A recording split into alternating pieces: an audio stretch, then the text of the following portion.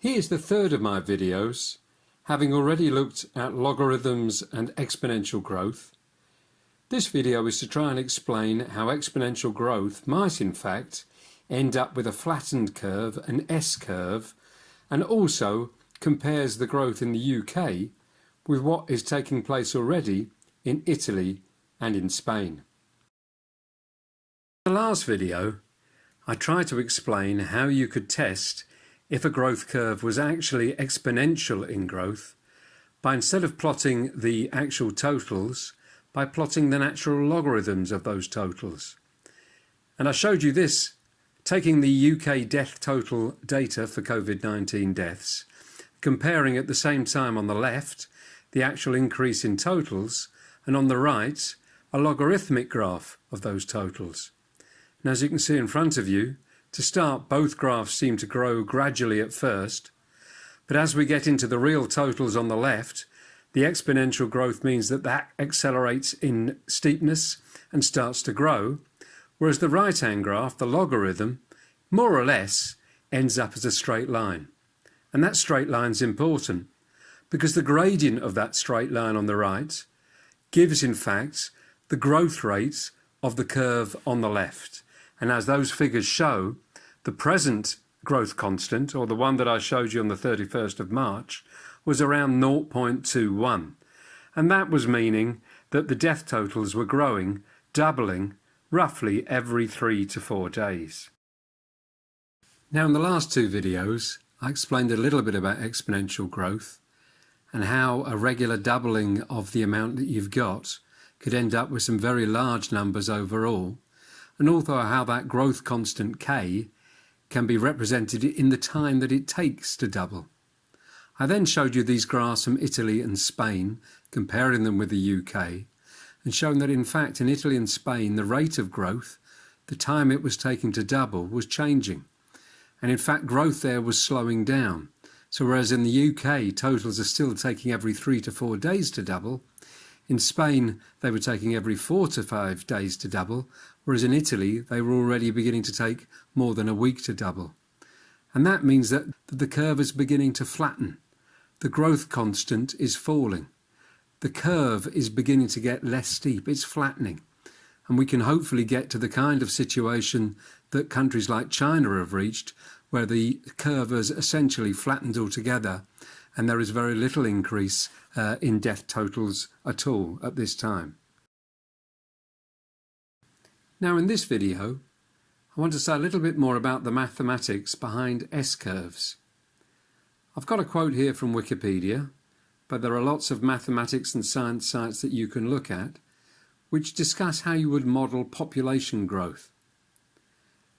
Now, the idea is that a population will start to grow exponentially in the way that I've explained in the other videos, but gets to a stage where that growth continues in a rather slower fashion, and eventually the gradient drops off entirely until it flattens off and reaches a maximum total.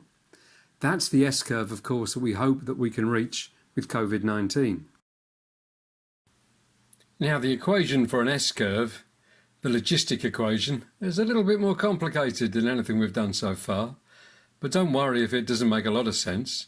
The important thing is that you can draw the curve if you know a few different variables, a few different numbers, the number you've got at the start, the total that you'll have at the end, and the growth constant, which we've already looked at the exponential growth curve.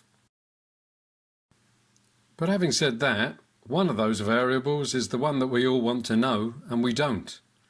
We can work out K, the growth constant. We know the kind of numbers that we started with, but what we all want to know is, what is the final total? What is N max, the total number of deaths, going to be? And how can we make sure that it's as low as possible? Now, of course, a lot of scientific work is being done to model this as precisely as possible. All I'm doing here is putting a few different values of those variables into the equation to see if I can get a curve that roughly matches the data that we have already. Here's one line, which isn't a bad fit for the red dots, which are the actual data. Here's the green line, Again, perhaps a slightly better fit for the actual data for COVID-19 deaths. And here's a third line. Again, a pretty good fit, and you can see the equation in the right-hand corner there. Now, if you were looking at the equations in the right-hand corner of those graphs, you'll see that there are slight variations. Some have different values of constant k, and some have different values of the n max as well. And as we expand the graphs and see where they're going, you'll see that actually one finishes with a total number of deaths of 5,000, another 15,000, and another 25,000. So modelling an S-curve is not easy, and nobody can be exactly sure how the figures are going to develop over the weeks ahead and what the final total will be. Luckily, we've already got some data that we can draw upon to work out what might happen in the UK. And that's to look at other countries who are, if you like, ahead of us on the curve, that have got to the kind of death totals and case totals that we've reached already. Now, the countries that I've decided to concentrate on comparing is UK with Spain and Italy, although of course there are others you could choose.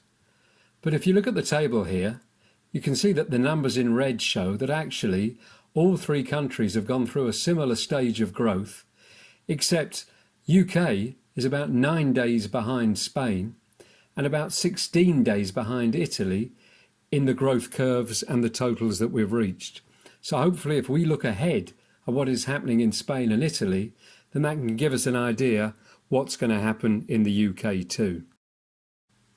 So in this graph, I've again drawn the data logarithmically from the three countries, but this time chosen the same stage of growth so that those figures with the red data, the red totals, are all in the same place on the graph, so that the same stage of development is superimposed, and then you get quite an interesting comparison. Because you can see that actually Italy, through all the bad publicity it had, has actually reached a stage at that point when the growth constant had already fallen to 0.17 and totals were doubling every 4 days. Whereas at a similar stage in development, Spain and the UK are actually in a very similar place, and their growth constant is slightly higher. So there's a more worrying trend in Spain and in Britain. And indeed, I particularly point out that compared to the last growth constant that I measured, which was 0.21, it's crept slightly upwards to 0.23 in the UK. So if anything, the rate of increase has got slightly worse, and the death totals at the moment are definitely in line to double every 3 days rather than 3 to 4. But what that comparative data usefully shows is that in fact the trend that we need to be following is not necessarily the rather better trend of Italy, but the steeper curve that Spain appeared to be showing at the time, because that is the track that the UK figures seem to be following.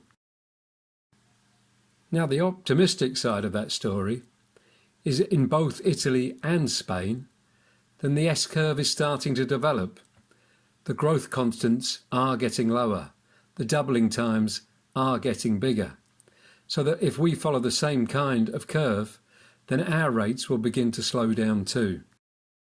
Now, it's worth pointing out, as with Spain and Italy at the moment, that just because the growth rate is beginning to slow down doesn't mean, because of exponential growth, that the actual daily totals could still be extremely high. However, just to make the point about the reducing growth constant, actually on the 4th of April, the daily increase in Italy was then lower than the daily increase in the UK, even though we're at an earlier stage in the curve.